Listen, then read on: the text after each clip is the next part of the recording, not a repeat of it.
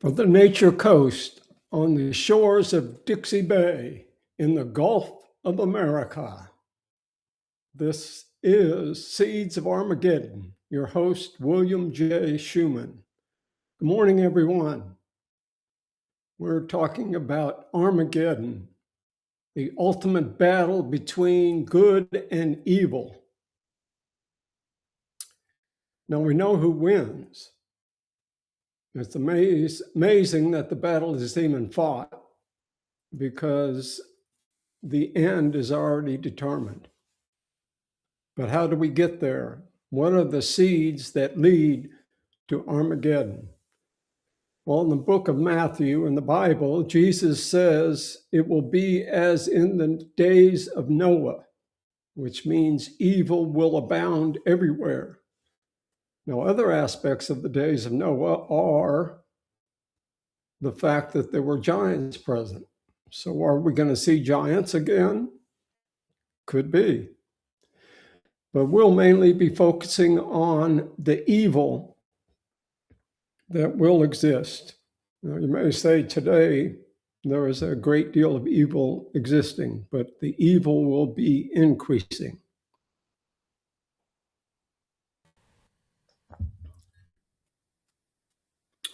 The battle occurs in the Jezreel Valley or the plain of Megiddo, 80 miles north of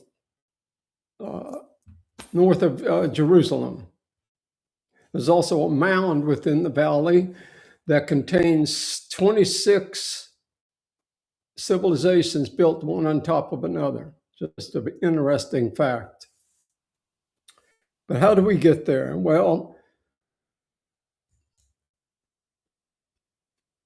seeds will be planted along the way, and one of them is the bombing of Iran. Many terrorists are being created throughout Iran. We started the war, and it's going to be effects throughout the future because of that war. It's going to cause a lot of chaos and strife, even in this country. Other seeds are these Trump data centers. On the second day of his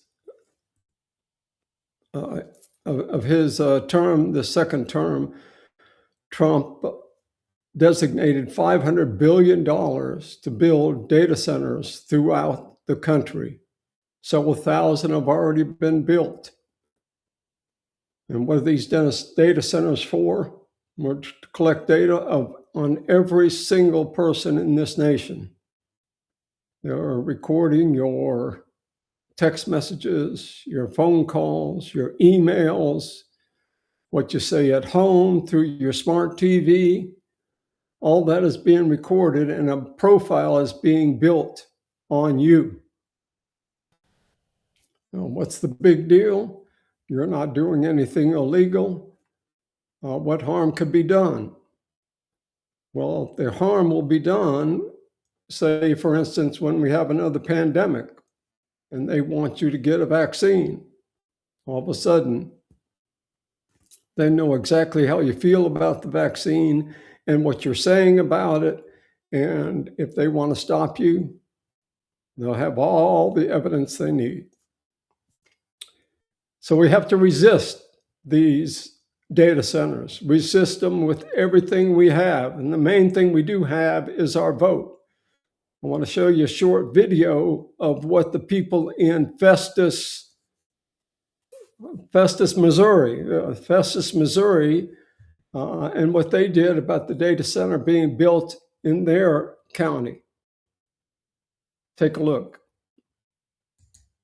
Fox 2 is your local election headquarters, and some big changes are coming to the Festus City Council after all four incumbents on the ballot were defeated in last night's election. Yeah, that election, it came not too long after the Festus City Council approved that controversial data center project. Fox 2's Chris Renier is live in our bureau. He's been following all of this. He's breaking down these results. Chris? Hey, Blair, good morning to you. Mike, good morning to you as well. Jefferson County election officials say that voter turnout in yesterday's election in Festus was higher than in other places in Jefferson County. Some believe that strong feelings over that data center project could certainly have drawn more people to the polls. 3 of the 4 incumbents in those Festus City Council races who lost last night voted in favor of the data center. Bipartisan teams delivered jump drives with the vote totals in them to the Jefferson County Clerk's office last night in Hillsborough. The clerk telling us that those jump drives allow for votes to be added up more quickly than in the past with the counting by hand. We were in Festus yesterday as people there cast their ballots in what was a pretty closely watched election in that community. Many Festus residents spoke out against the data center in multiple meetings, although some did speak in favor of it. The council approving the project by a 6-2 vote back on March the 30th. The winners in the Festus City Council election races were Carl Weekly in Ward 1, Alan McCarthy in Ward 2.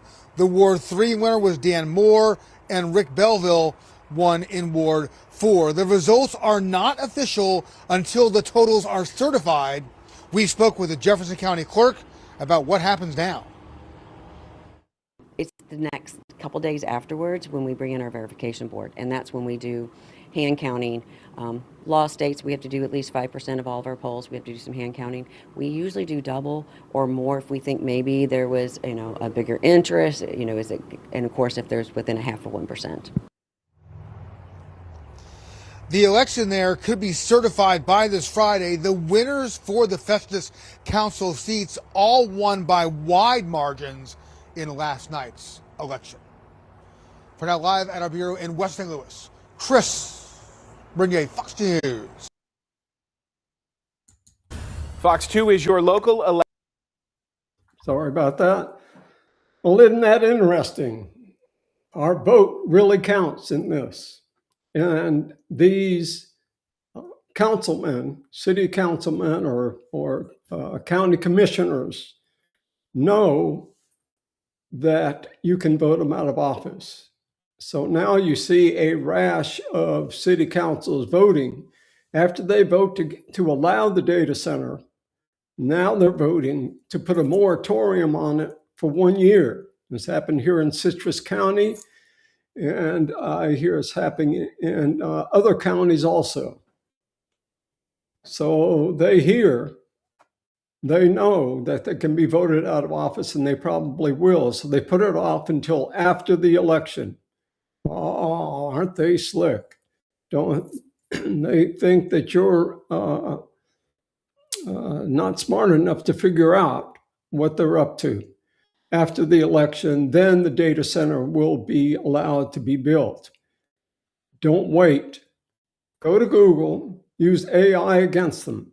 Look, do a search for your county commissioners or your county leaders for your county. It'll give you a list. Take that name, the list of names, and pass it around. Let people know that these people need to be voted out of office. They should not be voted for in the coming election. That's exactly what you can do, and it'll be very effective. Now, here is another video on X about these data centers. Bet you didn't see this. It's going to require, as we said, trillions of dollars of capital. Governments cannot build these out alone. They don't have the wherewithal. And 2, their deficits are started to be mounting. And we spend too little time talking about the U.S. deficits and other countries' deficits.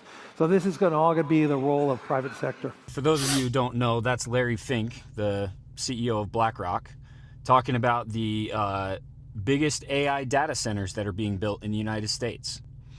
And much like the one in Utah, all of these data centers are being built without any approval by the public. Nobody's even asking. They're just doing it.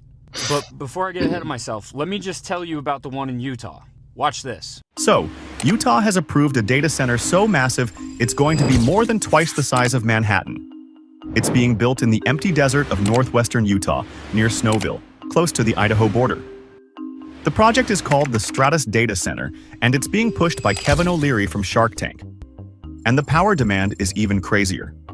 The site could eventually need up to 3 gigawatts of electricity, roughly the output of multiple nuclear reactors. Environmental groups warn it could raise Utah's planet heating pollution by nearly 50%. Estimates suggest the project's power systems could consume up to 16.6 billion gallons of water per year. That's enough water to fill around 25,000 Olympic swimming pools, all in one of the driest states in America. Yeah, let me just give you some more comparisons to how big this thing is. This thing is the size of San Francisco. It's 80 times the size of Disneyland. It's bigger than all of Disney World. Disney World is about 43 square miles. This one's going to be about 62 square miles. It's the size of Paris. If you were to put together 15 million suburban house lots, it would still be bigger. It's the same size as if you were to drive from Los Angeles to Central Texas. It's as big as 30,000 football fields. Now, to put that in perspective, let's pretend this little person is you. This is 100 football fields. This is 1,000 football fields. This is 10,000 football fields. And this is 30,000 football fields. In addition, it's said that this thing is going to raise the temperature in the day by 5 degrees and at night up to 28 degrees. You know what that means for the environment? Do you know what that means? That is an ecological disaster. But Mr. Wonderful, according to Oxfam, of the world's 85 richest people is equal to the 3.5 billion poorest people. It's fantastic. And this is a great thing because it inspires everybody, gets the motivation to look up to the 1% and say, I want to become one of those people. I'm going to fight hard to get up to the top. This is fantastic news, and of course I applaud it. What can be wrong with this? Really? It's a celebratory stat. I'm very excited about it. I'm wonderful to see it happen. who's backing this project, swears that Utah needs it and wants it.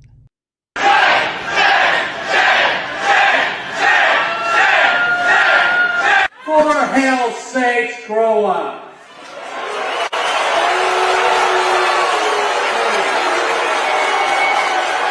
Be quiet,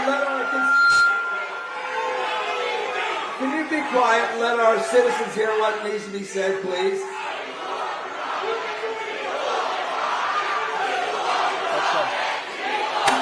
Thank you.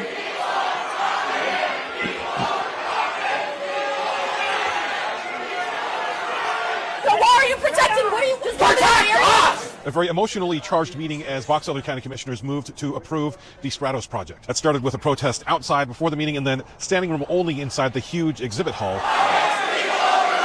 And after multiple interruptions, they decided to move into a smaller room and then broadcast it out to Zoom, which of course upset a lot of people. The commissioners say because land in Box Elder County is not zoned at all, that they really didn't have any way to stop this, and that by approving it now, they were able to get some concessions that were made by the developer. We certainly wish that we would have been brought to the table sooner, but the situation is where it's at, and the situation, in order for us to protect our county where we were at, needed to happen the way it did today. Now, what would you need that much data for? And this is only one of them. Remember, there's all those other ones that they're planning. What would you need all that data for? It would make sense if they were building the largest, most expensive AI surveillance system in human history. Sure would make sense. Yep. And that would also explain why Trump and like every billionaire in the world went to China just a couple weeks ago. Maybe they were doing some kind of deal or some kind of negotiation to implement AI surveillance in the United States of America like they have in China. That would be crazy, right? Right. But what do I know? I'm just a conspiracy theorist.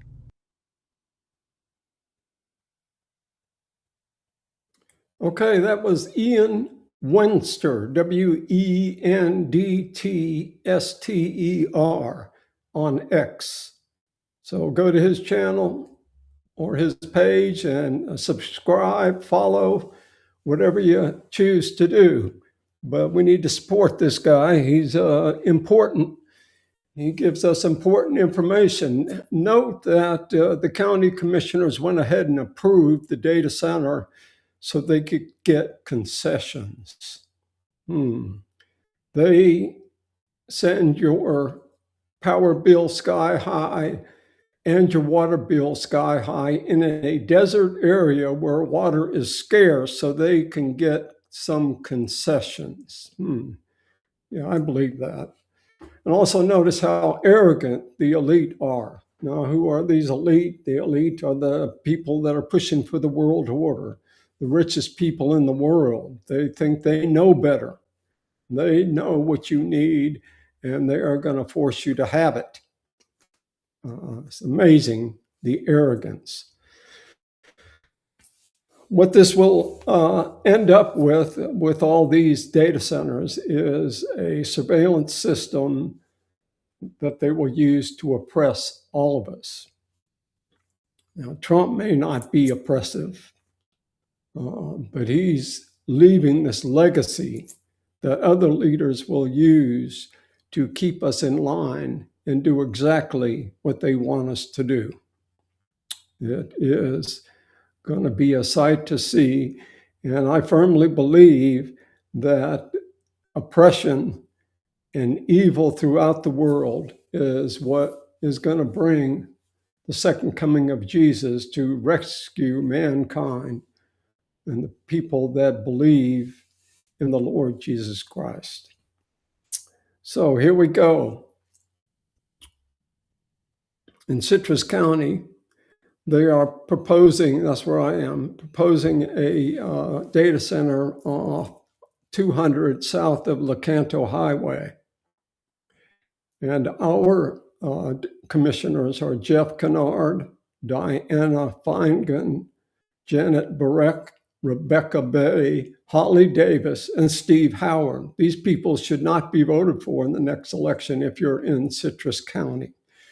And that's what you need to do in all of your counties. We need to stop this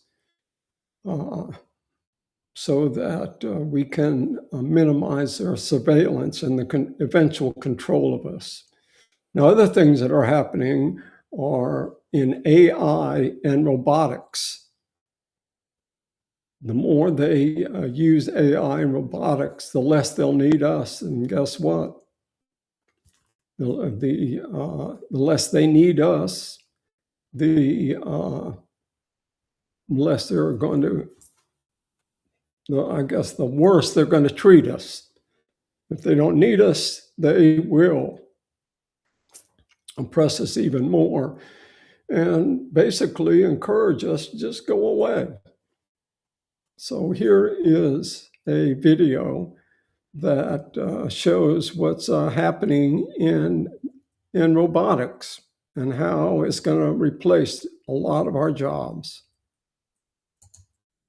Inside the ex-humanoid plant in Beijing, a new generation of robots is taking shape. Step by step, the robots are assembled, tested, and then programmed. They're big, bulky, ready to run or crawl through hazardous terrain. It looks aggressive. It's marching. Should it be seen as something that is going to be maybe part of your military one day? No, we don't want the robots to do that. Yeah, we want robots to help people. The company says these robots will make living easier by helping humans and could even be used in emergency situations. So when you talk about helping out in the house, give me some examples, like help watch the children, help maybe elderly residents, clean dishes. I mean, what is it going to do? The elderly, maybe, because less and less people want to have kids nowadays. It's clear there's still a lot of experimenting going on, including this silicone-like face on the humanoid head. What is this? It's a bionic face because, like, in the future, we want the robot to have more, like temperature. So we want it like also look like humans. So you're going to put these faces, these heads on the robots? Yeah, like in the future. Ex-Humanoid says these robots are still 3 to 5 years from hitting the market. Most of the functions we saw were controlled by remote, but the goal is full autonomy. There is a big gap between what they can do physically and what they can do autonomously. This is where they need the training data and they need the improvements in the AI. But China is closing that gap with startling speed. At a recent half marathon pitting Chinese humanoids besides real-life runners, a robot named Lightning won the race, finishing in just 50 minutes and 26 seconds. A record-breaking pace, and a huge leap from last year's race, where many models could barely maintain their balance. Off the track, The technology is already being put to work in major cities. China has robots managing traffic at busy intersections. It's all part of an all-out sprint for tech dominance. Just like with EVs, solar panels, and cell phones, China is flooding the zone with more than 150 companies trying to outproduce the rest of the world. One part of the industry that is already bringing in cash: rent a robot. In China, these pint-sized humanoids are delivered straight to your door, like this soccer-playing robot we rented. A little rusty at first, but after a few face plants, this little guy finds his footing and he can kick around, even scoring some goals. We thank you for watching, and remember, stay updated on breaking news and top stories on the NBC News app or watch live on our YouTube channel. Very interesting. They're slowly replacing all of us. And the more we're replaced, the less they'll need us, which is a huge problem when it comes to dealing with the elite. And it's all part of Armageddon is part of end times. Now, we begin to ask, are we in the end times? Well, you've heard it several times that Israel, reformation of Israel is part of the end times. Well, that happened 78 years ago, and nothing further. Well, Israel is not part of the end times. Reformation of Israel is not part of it. So let's talk about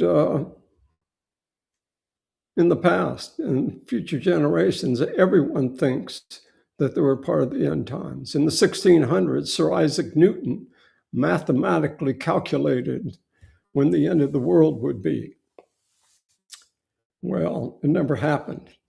Maybe he forgot to carry a wand or something like that. Who knows? But it never happened. In the 1700s, we had all these revolutions: our revolution, American Revolution, French Revolution, French and Indian War. There was a major earthquake. All these things happened that caused people to think that they were part of, they were approaching end times, but that never happened either. In the 1800s, the Millerites followed a Baptist preacher named William Miller, who calculated Christ's second coming between 1843 and 1844. Never happened. It was then called the Great Disappointment. And then, before the formation of Israel, of course, we had the Great Depression and Hitler. Mussolini, Stalin all came on the scene, and many people thought they were the Antichrist, and there's good reason for that. But nothing has happened since. Okay, so what are the signs of the end times? Well, you need to know that in heaven there is a book. It has 7 seals on it. And Jesus Christ is the only person who can open that book, and he will assign an angel to open each seal. That is the beginning of end times. So what is the first seal? They open the seal, and the Antichrist comes on the scene. The Antichrist will be a conqueror. So unless you see somebody conquering the world, we are not in the end times. So that is the first sign of the end times. And if that does not happen, we are not there. Who knows when it will happen? Nobody knows. But that is the first seal that's open. Now, he is a conqueror. He'll probably be very charming and charismatic, very handsome. So, you know for sure that I'm not the Antichrist. But we know it has not happened so far. Seal number 2 would be peace is taken away. It's threatened to be taken away, but it is still here for the most part. There are only a couple areas, Ukraine and Iran, where there is war. But the rest of us are living in pretty peaceful conditions. There will be great bloodshed and conflict. That's seal number 2. Seal number 3, great inflation. And we have plenty of inflation now. It's almost a way of life. We expect prices to increase, but it is not like we'll be in seal number 3, where a day's wage for a measure of wheat. So what is that? So say that's like a loaf of bread. When a loaf of bread becomes a day's wage, if you're making $20 an hour, that's about $80 a day. When wheat or a measure of wheat or a loaf of bread gets to $80 a day's wage, then we have the inflation that will occur during seal number 3. But interestingly, luxuries will not be affected. Wine, alcohol, things like that will not have this hyperinflation, just the things that keep us alive. Very interesting, huh? Now, seal number 4 is 1/4 of the people and the animals are killed. And then these people are asked to wait a season before their deaths are avenged. So great death. And then seal number 5 is Christians are killed.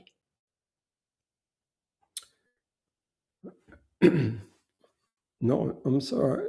Seal number 6, the worldwide earthquake, and the sun is black and moon of blood. And the stars start to fall. And then there's something I've never heard of that's listed here. Every mountain and every island is moved from their place. That occurs after the earthquake. This isn't mountains and islands shaking. This is moving from here to there. Now, I've never heard of that before. Now, why haven't I heard that before? I've read through the Bible twice, but never picked up on this. I've never heard it being preached that this is going to happen during Revelation.